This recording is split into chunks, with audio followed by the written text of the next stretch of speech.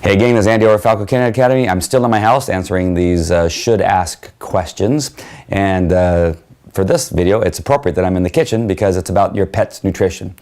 And one question you should be asking the trainer before they really start putting you through some regiment, if it's on your mind and you want to ask it, is does my dog's nutrition or nutritional health have an effect on behavior? And the answer is yes.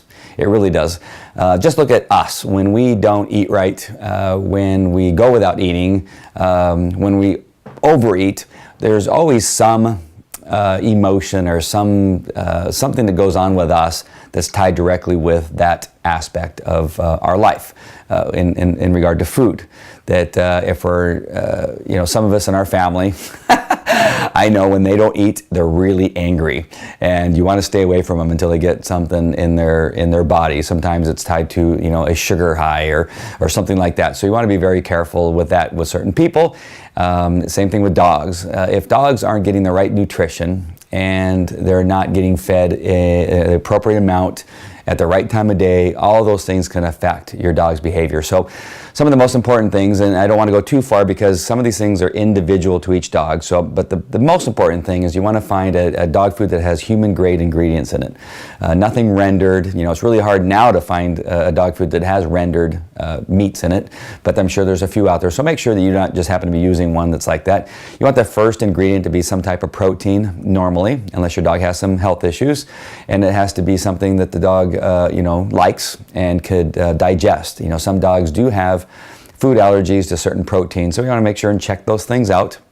But the first one should be a good solid protein, human grade ingredient, and no wheat or corn. Those are old things that they used to put in food as fillers, and you could tell because the poop was really big and golden often.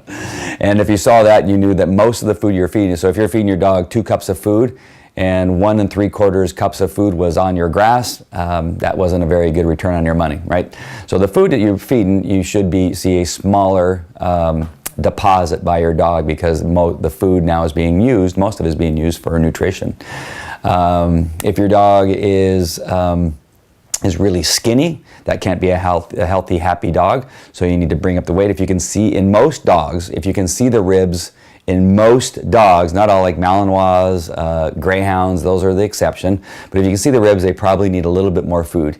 If you cannot feel the ribs when you pet them, they're probably overweight. And I see far more dogs that are overweight than underweight. Underweight dogs come out of the shelters or, they just got rescued or something like that. But I see a lot of dogs that are overweight. Most people are not healthy and happy when they're overweight. So those of you that are like that, get some exercise and stop eating so much. Your dog, you control what happens to your dog. So don't let your dog get fat and obese. This is not healthy. It's not good for themselves mentally. It's obviously not good for them physically because it puts a lot of pressure on their hips and back and shoulders. All right. So nutrition can affect your dog in a lot of ways, and in particular with their behavior problems. All right. I will talk to you on the next video. All right. Take care. Talk to you later.